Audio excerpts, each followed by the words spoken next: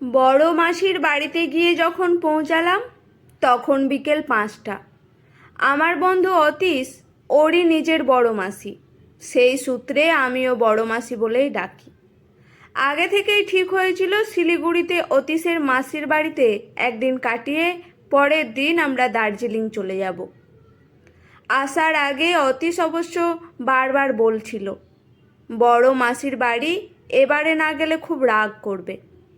অনেক দিন যায়নি তো, তাই যেতেই হবে। কিন্তু অতীশের মুখে ওর বড় মাসির গল্প অনেক শুনেছি।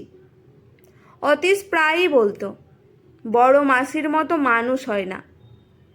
মনে মনে একটা সুপ্ত ইচ্ছে ছিলই মানুষটাকে দেখার।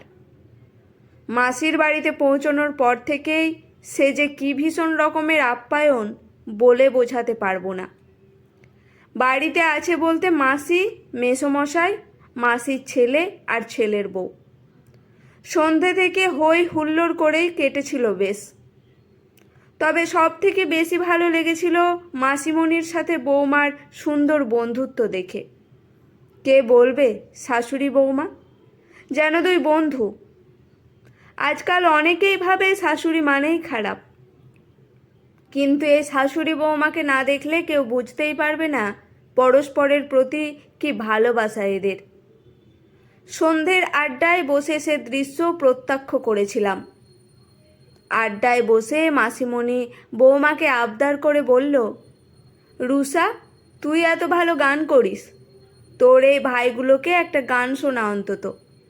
কলকাতা থেকে ওরা এসেছে, ওরা বাড়ি ফিরে গিয়ে খুব প্রশংসা করবে তোর। রুষা বলল, গাইব, তবে ডুয়েট, তুমি আর আমি। রাজি তো? আমার গান তো সবাই শুনেছে, তোর গান শুনবে বলেই তো বসে আছে ওরা। বেশ তো, আমি তো শোনাতে রাজি। ওই গানটা তাহলে হয়ে যাক, মা মেয়ের গান। দেখলাম ওদিক থেকে তবলা নিয়ে এসে হাজির মেসোমশাই। বললেন, আমিই বা বসে থাকি কেন, আর চলো বাজাই। রুষা বলল, এই গানটাই তবলা বাজালে ভালো লাগবে না, তুমি অন্য গানে বাজাবে। বেশ সুন্দর একটা পরিবার মিলেমিশে তৈরি করেছে এক ভালোবাসার পাঠশালা। মুগ্ধ হচ্ছিলাম এই নিবিড় বন্ধন দেখে। গান বাজনা আবৃত্তি নিয়ে এক উৎসব মুখর সন্ধ্যা যেন। অতীশের মুখে ওর বড় মাসির গল্প যে আগে শুনেছিলাম সেটা যেন মিলে যাচ্ছিল হুবহু। এতটাই খোলা মনের সকলে, সেটা সামনে থেকে না দেখলে বুঝতেই পারতাম না। কেন জানি না, খুব নিজের মনে হচ্ছিল ওদের। পরকে আপন করার ক্ষমতা মাসিমণির আছে। ভালোবাসা পেলে কে আর আপন ভাবেন না বলুন তো? সত্যি এত আপনত্বের ছোঁয়া পেলাম সব কিছুতেই। রাতে ডিনার টেবিলে যখন বসলাম, খাওয়া দাওয়ার সে কি ভুরিভোজ আয়োজন। চিকেনের 2 রকম রেসিপি, সঙ্গে মটন। অতীশ তো বলেই বসলো, মাসি, এত কিছু খাইয়ে মারবে না কি আমাদের? কাল সকালে দার্জিলিং যাওয়ার প্ল্যান। মাসিমণি বলল, এই বয়সে খাবি না, খাবি কবে? মটন আমি বানিয়েছি, চিকেনের রেসিপি দুটো রুষা বানিয়ে নিয়ে এসেছে। ও কিন্তু ভালো রান্নাও করে। কথাটাই খটকা লাগলো একটু। বানিয়ে নিয়ে এসেছে মানে? এদিকে রুষাও খেতে খেতেই সঙ্গে সঙ্গে বলে উঠল, ওহ মা, তুমিও না? তুমি শুধু আমার গুণগান করতেই ব্যস্ত। যেই আসুক তুমি সকলের সামনে শুধু প্রশংসা করো। কি যে করো না তুমি, ওদের খেতে দাও, খেয়েই না হয় বলুক। সত্যিই চিকেনের রেসিপি দুটো বেশ বানিয়েছে রুষা। সবাই প্রশংসাই করলাম রুষার হাতের রান্নার। খাওয়া দাওয়া শেষ হতেই রুষা বলে উঠল, মা, আজ তাহলে আসি। পাশেই দাঁড়িয়েছিল সুভায়নদা মাসিমণির ছেলে। বলল, রুষা, আর দেরি করলে হবে না আমাদের, 11:30 বাজতে যাচ্ছে, চলো তাড়াতাড়ি। দেখলাম মাসিমণিও সাই দিয়ে বলল, আড্ডা গল্প করতে করতে রাত গড়িয়েছে, বুঝতেই পারিনি। রুষা, টুপিটা আগে মাথায় দে তো, একটুতেই ঠান্ডা লাগে তোর। বাইকে যাবি, ঠান্ডা হাওয়া লাগলে তো সর্দি কাশি বাঁধাবি। কথাটা বলতে বলতেই রুষার মাথায় ক্যাপটা আটকে দিয়ে আমার দিকে তাকিয়ে মাসিমণি বলল, একদম কথা শোনে না গো এই মেয়ে, এই ঠান্ডায় মাথায় কিচ্ছু বাঁধবে না। তারপর রুষা বাইকের পিছনে বসে শুভায়নদা বাইকে স্টার্ট দিয়েই শুভরাত্রি বলেই বেরিয়ে গেল। পুরো ব্যাপারটাই তখন আমার কাছে ধোঁয়াশা তৈরি করে দিয়ে গেল। বুঝতে পারলাম না যে কি হলো। ওরা চলে যেতেই মাসিমণি আমার ধোঁয়াশার অবসান ঘটালো। মাসিমণি নিজে থেকেই বলল, বেশি দূরে নয়, এই তো কাছেই, এখান থেকে 3 কিলোমিটার গেলেই ওদের ফ্ল্যাট। জিজ্ঞাসা করলাম, ওরা কি আলাদা থাকে? এ বাড়িতে থাকে না ওরা? মাসিমণি হেসে বলল, আলাদা থাকে বলবো না, আমি নিজেই আলাদা থাকতে বলেছি। আমাদের দুটো বাড়ি, এটা একটা আর একটা 2 BH ফ্লোর ফ্ল্যাট। বিয়ে হয়ে রুষা যেদিন এই বাড়িতে এলো, আমি রুষাকে উপহার দিয়েছিলাম একটি সোনার নোয়া আর একটা গ্যাস ওভেন। রুষা তো অবাক, শুধু রুষা নয়, আশেপাশে যারা ছিল তারা সবাই অবাক। রুষা অবাক হয়ে জিজ্ঞেস করেছিল, গ্যাস ওভেন নিয়ে কি করব? আমি তখন হেসে বললাম, বিয়ের আচার অনুষ্ঠান মিটে গেলে নিজের ঘরে চলে যাস।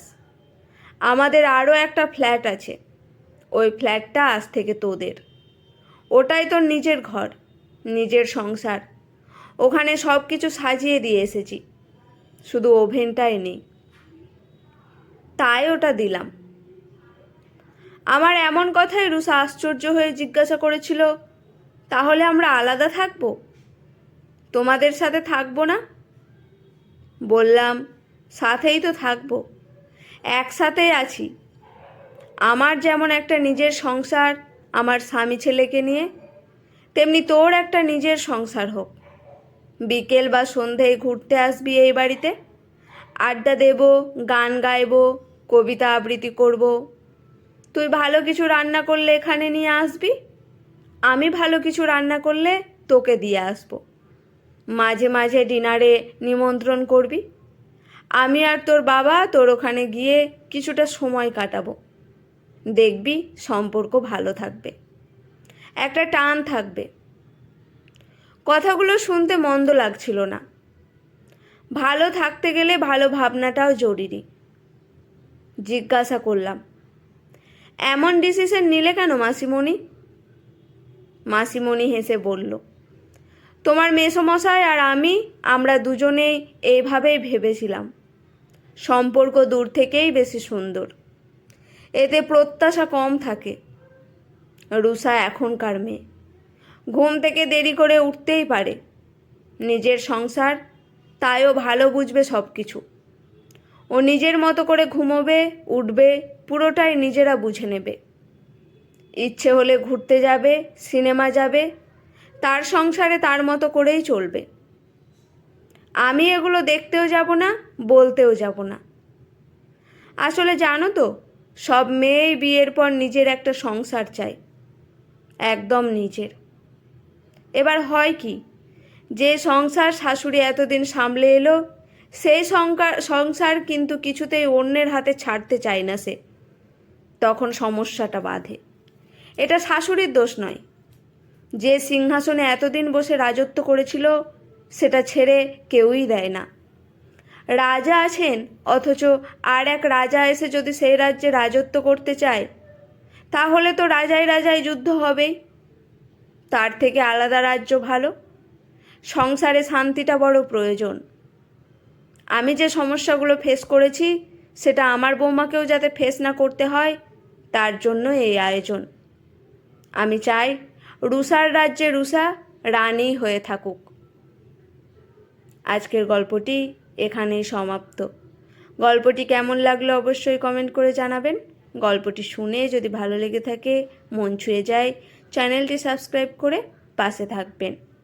কলমে সরজিৎ ঘোষ। ধন্যবাদ।